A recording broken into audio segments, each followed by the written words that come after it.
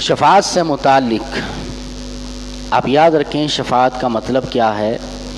شفاعت کا مطلب ہوتا ہے طلب العفو، یعنی اللہ سے عفو کو مانگنا، اللہ سے عفو مانگنا اور سفارش کرنا اللہ کی بارگاہ میں، اللہ کی بارگاہ میں سفارش کرنا کہ مولا فلاں کو بخش دے، فلاں کو معاف کر دے۔ تو یہ اللہ کے دربار میں سفارش کرنا یہ جو ہے شفاعت کہلاتا ہے۔ قرآن کریم میں بہت سارے مقامات پر اللہ نے شفاعت کا ذکر فرمایا ہے۔ ان میں سے ایک آیت کریمہ جو بڑی مشہور ہے، آیت الکرسی، آپ سبھی جانتے ہوں گے۔ اس کے اندر اللہ فرماتا ہے من ذا الذی یشفع عندہ الا باذنہ، وہ کون ہے کہ جو اللہ کے بارگاہ میں شفاعت کر سکتا ہے؟ کون ہے کہ جو اللہ کے دربار میں کسی کی سفارش کر سکتا ہے؟ الا باذنہ، سوائے اللہ کی اجازت کے۔ اللہ جس کو اذن عطا فرما دے، جس کو اجازت عطا فرما دے، تو وہ اللہ کی بارگاہ میں شفاعت کرے گا، اللہ کی بارگاہ میں سفارش کرے گا۔ اب اللہ کس کو اذن عطا فرمائے گا؟ میں آپ کو ذرا میدان محشر میں لے کر چلتا ہوں۔ تصور کیجئے کہ میدان محشر بپا ہے اور حساب کتاب کا معاملہ ہے۔ پہلے آپ یہ سن لیں کہ شفاعت کی ہیں دو قسمیں۔ شفاعت کی کتنی قسمیں ہیں؟ دو قسمیں شفاعت کی ہیں۔ ایک قسم شفاعت کبریٰ کی ہے، اس کو شفاعت کبریٰ کہتے ہیں، شفاعت عظمیٰ اس کو کہتے ہیں، یعنی بڑی شفاعت اس کو کہتے ہیں۔ اور دوسری شفاعت شفاعت صغریٰ کہلاتی ہے، یعنی چھوٹی شفاعت۔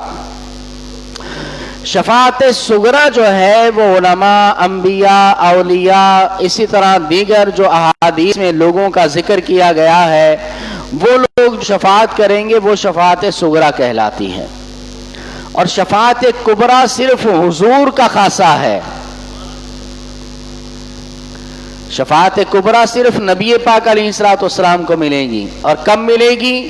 جب میدان محشر بپا ہوگا، جب قیامت کا وقت ہوگا اور میدان محشر بپا ہوگا، سارے اولین و آخرین اس میدان میں جمع ہوں گے، ہر بندہ وہاں پر موجود ہوگا، کروڑوں اربوں کا مجمع ہوگا۔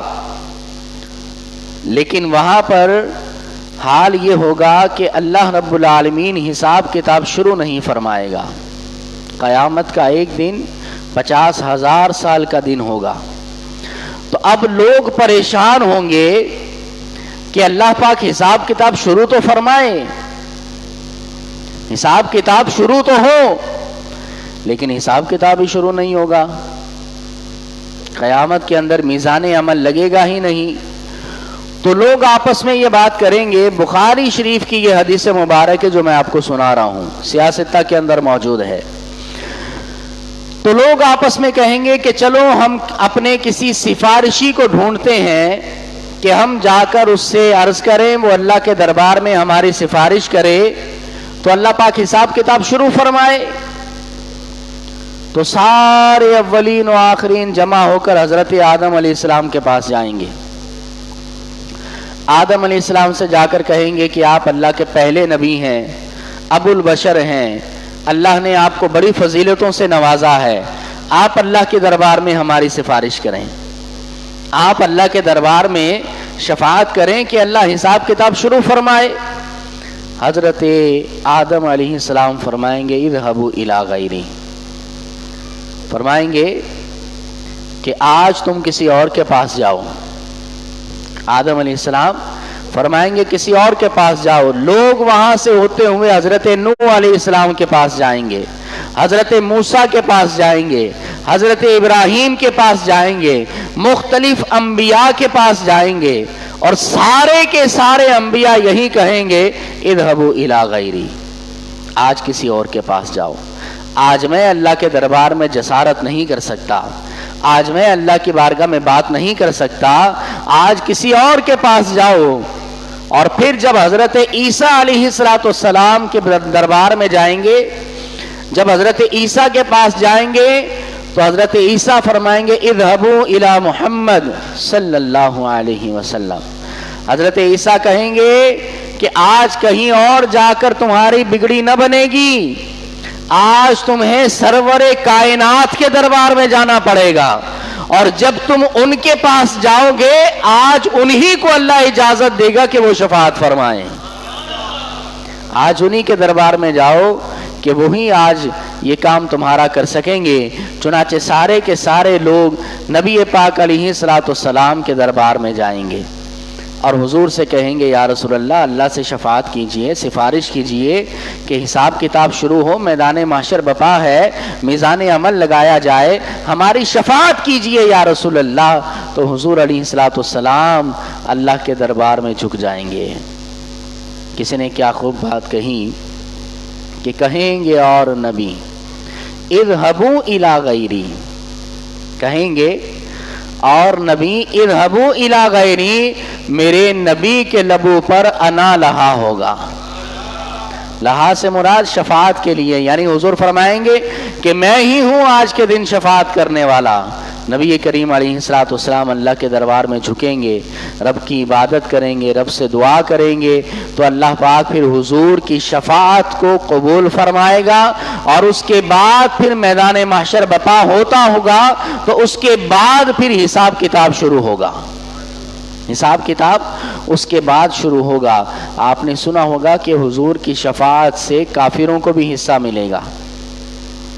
تو یہ جو حساب کتاب شروع ہوگا حضور کی شفاعت سے، اس سے تو فائدہ کافروں کو بھی ہوا نا.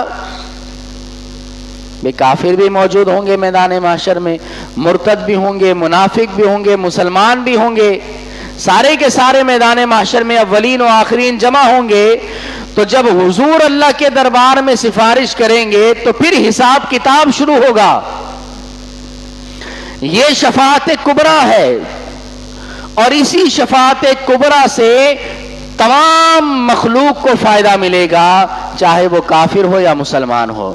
کیونکہ اگر حضور شفاعت نہ کریں، شفاعت کبریٰ نہ فرمائیں، تو حساب کتاب جب تک شروع ہی نہ ہو تو پھر 50,000 سال کا دن بڑھتا چلا جائے گا.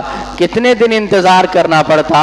اور عربی میں کہا جاتا ہے الانتظار اشد من القتل، کہ انتظار کرنا قتل سے زیادہ شدید ہوتا ہے، انتظار کرنا قتل کرنے سے زیادہ مشقت والا کام ہوتا ہے.